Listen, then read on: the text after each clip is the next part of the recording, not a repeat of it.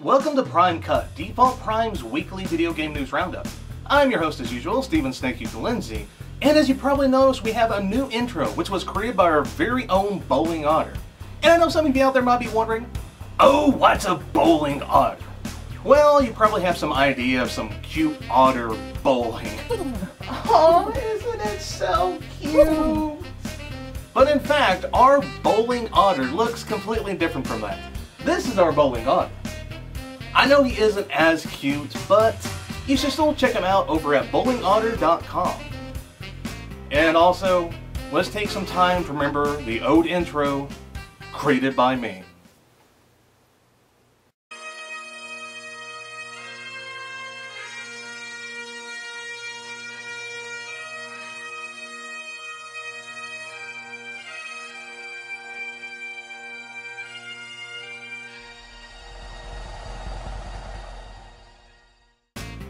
Yeah, it really wasn't that grand anyways. But on this episode of Prime Cut, what we're going to be talking about is the issues involving Mass Effect 3's import characters.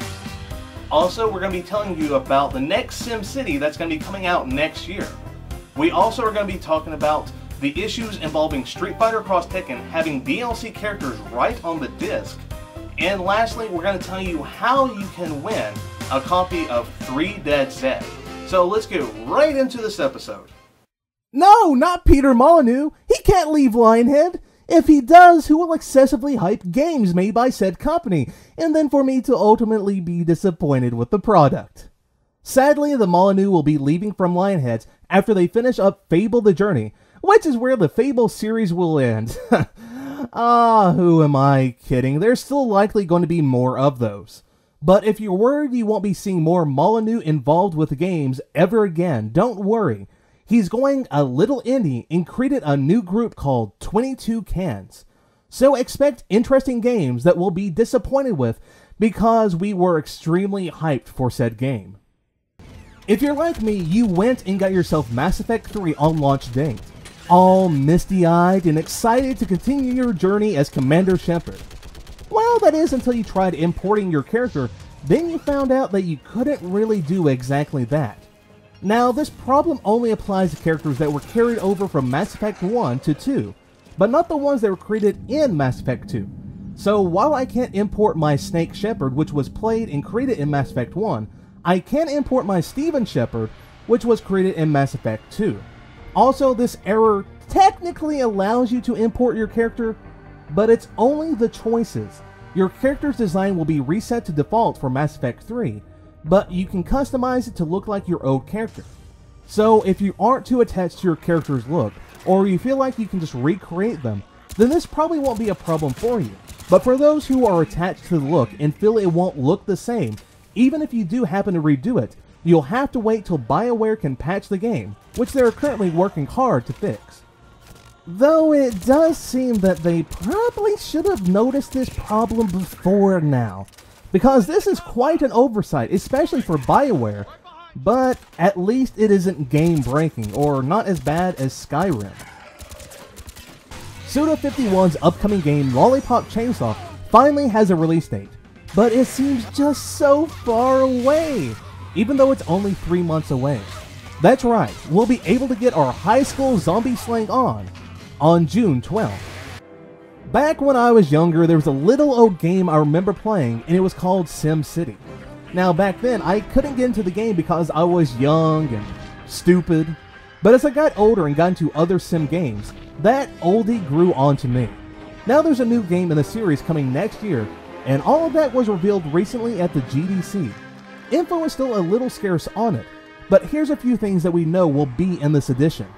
First, in this new game will include current world issues into it, such as the climate change and renewable energy. Other news is that this game will incorporate online play. All we know is that the online play will involve people who will have neighboring cities next to you, and of course these neighboring cities will also affect each other.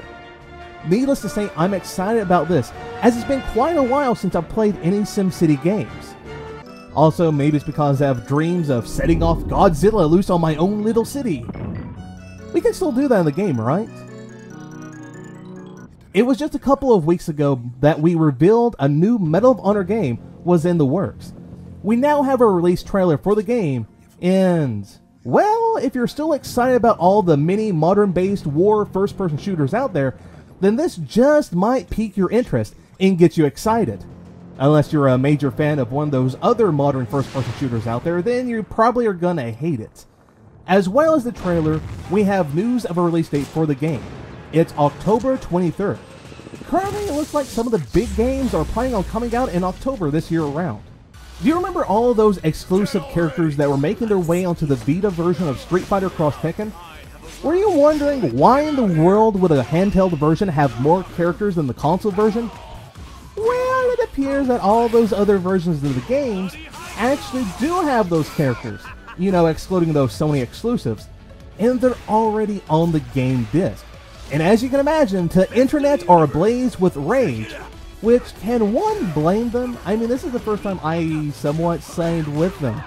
Now, Capcom is defending this action by claiming that this move was a way for them to save space on a person's console, and also, so they won't need to release an updated version of the game that adds new characters and the word Super, Ultra, Arcade Edition, something else, or all of those into one. Now, aren't they just so kind to think of my hard drive space and or making me buy another version of the game? Currently, it seemed like the best idea they could have done was to not actually have it on the game disc, but just have it separate as a DLC. That's why it does take up hard drive space, but at least people wouldn't be as mad. Crossovers in fighting games have been happening more and more in recent years. Now it's Dead or Alive and Virtua Fighter's turn to get a crossover. Call it a little surprising that these two are getting together. Then again, considering Tekken and Capcom got together, it really can't be all that surprising. Now, we obviously don't have a full roster list for the game just yet, but so far we know that Akira from Virtua Fighter will be making an appearance, as he sure gave quite a beatdown on Kasumi. Now, there's a demo coming out for the game with Ninja Gaiden 3, and the full release will be here in September.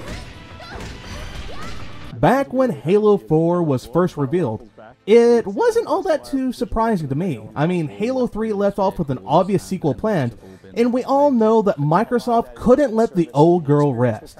With the release of the newest game in the series up and coming, we finally get a new video with the game being showcased, which it's really been quite a while since we've seen anything involving it. This latest trailer features the crew at 343 Studios talking about their first original game in the Halo universe, one of which involves them explaining Master Chief's humanity. Interestingly enough, Ninja Gaiden 3 is doing the same thing. Maybe this is the year of characters showing off their human side.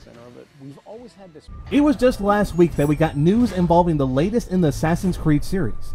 We found out that the character we would be controlling would be a Native American, and that his story will take place during the Revolutionary War. In the trailer, though it is just cinematics, we get to see some tomahawk fighting, tree jumping, and the man, George Washington. But most interesting for me is to see the implementation and to see how it actually works, is the tree jumping. Because as I've continued to have issues with the free running in the previous installments, will trees really make it better for me? Kojima's latest game engine is being called the Fox Engine, and what has been showed, it's showing some promise. Its latest showcase comes in the form of a test for all of the observant people out there. And here it is. The test is, one set of pictures are taken by a digital camera, while the other set is a recreation of the room in the Fox Engine. Now, can you figure it out? Which is the Fox Engine? A or B?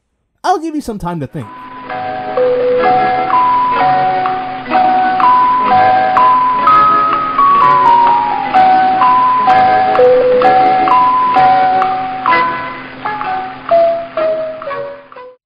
Alright, made your mind up? Here it is. The answer is B. So, did you get it right? If you did, what gave it away? Or did you just happen to guess? Now, what gave it away for me were the pictures hanging on the wall, because some of them look a little more distinct in one picture than the other, and also there's some glare missing from the glass in the second one. And also, the chairs look different. Perhaps you remember Sleeping Dog by its original name. True Crimes Hong Kong. That's right, if you remember being excited for that game, then you're probably happy to hear about the game again, and are probably confused about why the game has a name change. Simple. Square Enix bought the company, but they didn't get the rights to the title True Crimes, so they had to change it. Now, the game's latest trailer doesn't reveal or show off too much of the action in the game, but as the title suggests, it tells us a little about the story. Your guy is an undercover cop who has infiltrated the Sun On Yi triad, and it's up to you to help bring down some of the head honchos. As your undercover cop, I just have to wonder, as previous games had a good and bad cop dynamic, will this one feature a dynamic in which you can either act like a good cop, spare someone's life, and possibly blow your cover, or be the bad cop which shows no mercy to anybody? Now, there's no firm release date just yet, but the game will be released later this year. So are there any bets on October? I'm placing all my money on it. Now it's time for self-promotion. We over at Default Prime are running a contest in which you can win a free copy of the indie zombie game, Three Dead Zed. Now, all you gotta do is this. It's quite simple. You just gotta write in and tell us what 3 video game characters you would want in the zombie apocalypse to be by your side. All you gotta do is write us in either at our forum, on our Twitter, or on our Facebook page. Now, all the details can be found in a link that I provided down below. Now, for me personally, the 3 characters I would have with me are really quite simple. Number 1, I would have the Blob from The Boy and His Blob. Number 2, I would have Navi from Ocarina of Time. And lastly, I would have my very own Magikarp. That's right, we would be the best in the world at sucking. But anyways, that brings us to the end of this week's broadcast. Now, for more news involving the video game world, you should check out and bookmark our website, defaultprime.com. And also to be up to date on our latest videos, such as our reviews, previews, and our weekly news roundups, subscribe to us here. And as I always say, till next time, gamers.